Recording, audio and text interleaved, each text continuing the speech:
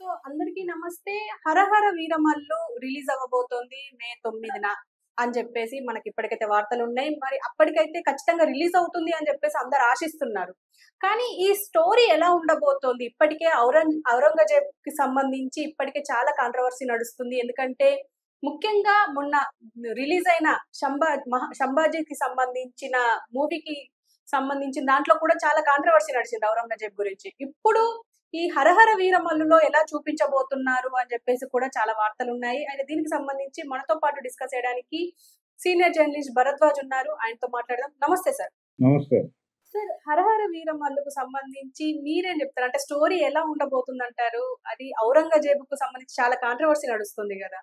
అంటే 'హరిహర వీరమల్లు' ఈ cinema title అమ్మా. 'Harihara Veeramallu' cinema trailer already వచ్చింది బయటికి. ఈ ట్రైలర్‌లో హిందువులని తొక్కేస్తున్నటువంటి ముస్లిం సైనికుల చిత్రాలు చూసాం మనం.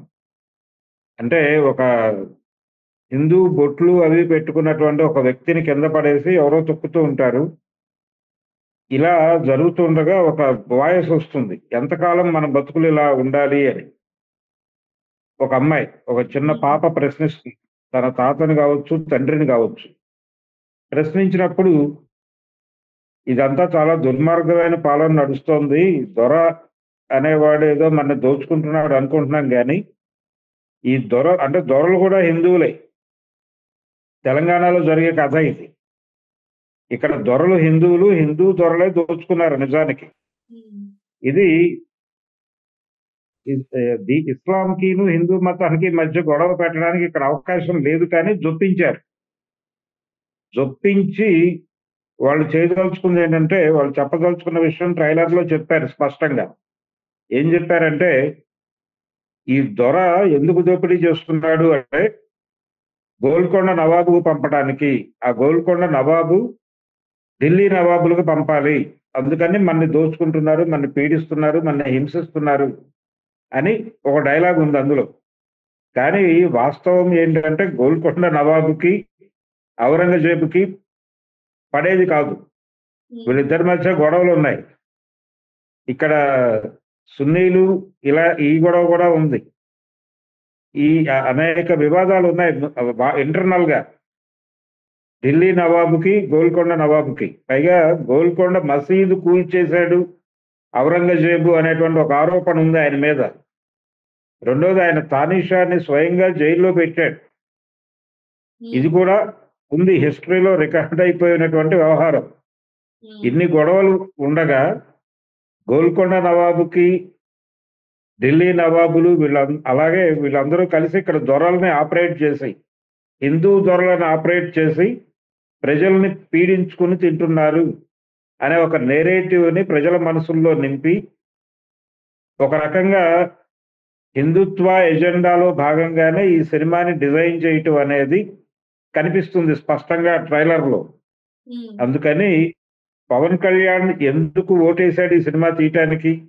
ఎందుకు ఈ సినిమా ఏఎం రత్నం గారు రకరకాల సబ్జెక్టులు తీసుకెళ్ళినా ఒప్పుకోని పవన్ కళ్యాణ్ ఈ సబ్జెక్టుకి ఎందుకు ఓటేశాడు అంటే, ఈ కంటెంట్ చూసి ఉత్సాహపడ్డాడు ఆయన.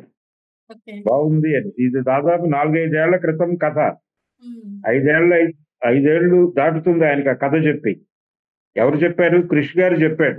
జాగర్లమూడి రాధాకృష్ణ చెబితే ఓకే చెప్పాడు ఆయన. బాగుందన్నారు. స్క్రిప్ట్ డిజైన్ చేశారు. ఫైనల్ గా షూట్కి వెళ్ళే టైంకి రకరకాల పద్ధతుల్లో డిలే జరిగి 5 ఏళ్ల తర్వాత ఇప్పుడు రిలీజ్ అవడానికి ఒక డేట్ అనుకుంటున్నారు.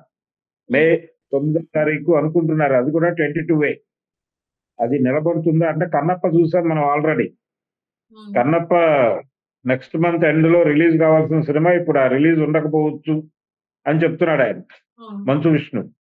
అలా ఈ సినిమాలకు సంబంధించి షూటింగ్ అయిపోయిన తర్వాత ఇతర పనులు అంటే విఎఫ్ఎక్స్ ఇలాంటి పనులు చాలా ఎక్కువ ఉంటాయి. ఈ పనులు అయితే అప్పుడు రిలీజ్ చేయగలుగుతారు. ఆయన షూట్ ఆల్మోస్ట్ అయిపోయింది, ఇంకొద్దిగానే ఉంది. ఏవో 2, 3 సన్నివేశాలు తీస్తే అయిపోతుందని చెప్తున్నారు రత్నం గారు. వాళ్ళ అబ్బాయే డైరెక్టర్ ఇప్పుడు, జ్యోతికృష్ణ. ఒరిజినల్ డైరెక్టర్ కృష్ణ గారు వెళ్ళిపోయాడు ఈ ప్రాజెక్ట్ లోంచి. కాబట్టి ఎలాగైనా రిలీజ్ చేద్దామని ట్రై చేస్తున్నారు. ఈ సినిమా ఖచ్చితంగా మళ్ళీ చావాలాగా ఒక వివాదాన్ని రేపే అవకాశం అయితే ఉంది. ఆ ఓకే. వివాదం ఏమిటంటే తెలంగాణలో సోదర భావంతో మెలుగుతున్నటువంటి హిందూ ముస్లింల మధ్య ఒక ఘర్షణాత్మక వైఖరిని వాళ్ళేదో పీడించు తినేశారు వీళ్ళని. తెలంగాణలో ఉన్నటువంటి ప్రజలందరినీ పీడించింది ముస్లింలే అని చెప్పే ప్రయత్నం ఏదో జరుగుతోంది హరిహర వీరమల్లులో. హ్మ్. ఈ ప్రయత్నం జరిగితే ప్రమాదమే. అందుకని ఈ సినిమాని కొంచెం కాన్షియస్‌గా అబ్జర్వ్ చేయాల్సిన అవసరం ఉంది.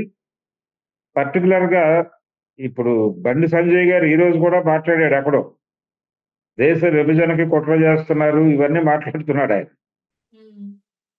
కాంగ్రెస్ పార్టీ, బీఆర్ఎస్‌లని టార్గెట్ చేస్తూ వచ్చే ఎన్నికల్లో భారతీయ జనతా పార్టీయే గెలవబోతోంది తెలంగాణలో అని చెప్పి ఆయన చాలా అంటే దక్షిణ భారతదేశాన్ని విడదీసి ఉత్తర భారతదేశం నుంచి దక్షిణ భారతదేశాన్ని విడదీయటానికి దేశ విభజనకి కుట్ర పన్నుతున్నారు కాంగ్రెస్, బీఆర్ఎస్‌లు అని చెప్పి మాట్లాడాడు ఈ రోజే.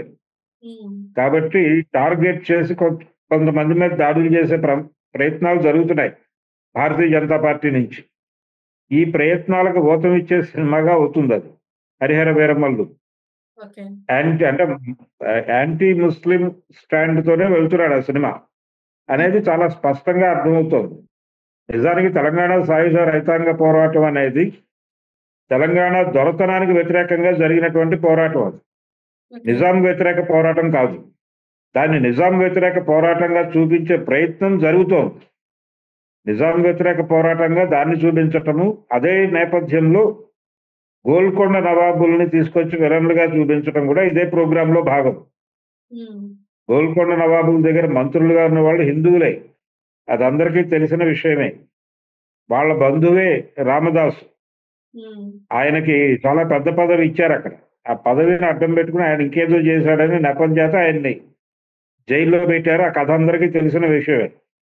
కాబట్టి ఇప్పుడు తెలంగాణలో ఈ దొరల ద్వారా దోచుకున్నది కూడా గోల్కొండ నవాబే అని, ప్రజల్ని పీడించింది ముస్లింలే అని, ఒక విచిత్రమైన నేరేటివ్‌ని ప్రజల ముందుకు తీసుకెళ్లటానికి హ్మ్. 'హరిహర వీరమల్లు' అనే సినిమా ద్వారా పవన్ కళ్యాణ్ గారు, ఏఎన్ రత్నం గారు ఒక ప్రయత్నం చేస్తున్నారు.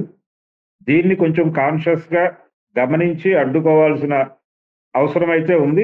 ఇదొక రకమైన రజాకార్ సినిమా. ఈ మధ్య 'రజాకార్‌లో' సినిమా వచ్చింది. అవును. 'రజాకార్‌లో' ఏం చెప్పదలుచుకున్నాడో ఆ డైరెక్టరు దాదాపుగా అదే విషయాన్ని ఇక్కడ పవన్ కళ్యాణ్ సినిమా ద్వారా రత్నం గారు, వాళ్ళ అబ్బాయి జ్యోతికృష్ణ గారు హ్మ్. చెప్పబోతున్నారు అనేది చాలా స్పష్టంగా అర్థమవుతోంది. ఆ సినిమా మే 9వ తారీఖు రిలీజ్ అవ్వబోతోంది. ఈ లోపల ప్రీ రిలీజ్ ఈవెంట్లు అవి మొదలవుతాయి. ఒకవేళ మొదలైతే ఆ వేదికల మీద నుంచి ఇంకెంత విద్వేషాన్ని జల్లుతారో చూడాల్సుంది. అది పరిస్థితి. సార్ అంటే పవన్ కళ్యాణ్ ఈ ఈ స్క్రిప్ట్‌ని అంటే ఎన్నో స్క్రిప్ట్‌లొచ్చిన ఈ స్క్రిప్ట్‌నే ఎంచుకోవడానికి గల కారణాలు ఏమై ఉండొచ్చంటారు సార్? అంటే దీనివల్ల మళ్ళీ బీజేపీ దృష్టిలో ఉండాలనే ఆలోచన ఏమైనా ఉందంటారా? అంతే. అందుకోసమే అదే తాపత్రయం. ఓకే. అంటే తను సనాతన్ని నేను అని ప్రకటించుకున్నాడు ఈ మధ్యే. హ్మ్. నేను సనాతన ధర్మాన్ని నిలబెట్టడం కోసమే పుట్టాను. ఆ పనిలోనే ఉంటాను అని చెప్పాడాయన. ఈ ప్రయత్నంలో భాగంగానే ఆయన జనసేన వేదిక నుంచి ఒక అద్భుతమైన మాట మాట్లాడాడు. ఒక 2 ఏళ్ల క్రితం. హ్మ్. ఆయన ఏమన్నాడంటే, "ఈ దేశంలో సంతుష్టీకరణ రాజకీయాలు నడిచాయి ఇంతకు ముందు. వాళ్ళకి ఇబ్బంది జరిగితేనే ఇబ్బందా? హిందువులకు జరిగితే ఇబ్బందిగా ఎవరు పట్టించుకోరా?" అన్నాడు. ఈ హ్మ్. లడ్డూ వివాదం అప్పుడు కూడా అదే మాట్లాడాడాయన. హిందువులకొచ్చిన ఇబ్బంది గురించి ఎవరు మాట్లాడరే. ఈ దేశంలో ఇదే పరిస్థితి క్రైస్తవులకో, లేకపోతే ముస్లింలకో వస్తే దేశం అల్లకల్లోలం చేసేవాళ్ళు ఈ పాటికి. హ్మ్. హిందువులకి జరిగింది కాబట్టి ఎవరు పట్టించుకోవట్లేదని మాట్లాడాడు ఈ పెద్ద మనిషి. హ్మ్. కాబట్టి ఇదే టోను, ఇదే అభిప్రాయ సరళి, ఇదే సనాతన్ ధోరణి ఇవన్నీ కలగలిసి ఆ సినిమాలో ఈ దేశంలో ఉన్నటువంటి ముస్లింలకి, క్రైస్తవానికి వ్యతిరేకంగా సినిమా హ్మ్. మైనారిటీ వ్యతిరేక సినిమాగా రూపొందింది. ఆల్రెడీ అయిపోయిందది. హ్మ్. కాబట్టి అందుకని కన్విన్స్ అయ్యాడు ఈ కథతో ఆయన. ఓకే. బావుంది. ఇది మనం చేయాల్సిన సినిమా అని చేశాడు. కానీ ఏ కారణం చేతో రకరకాలుగా డిలే అయిపోయింది. ఇప్పుడు 5 ఏళ్లకి అది రోడ్డు మీదకొచ్చే పరిస్థితి కనిపిస్తోంది.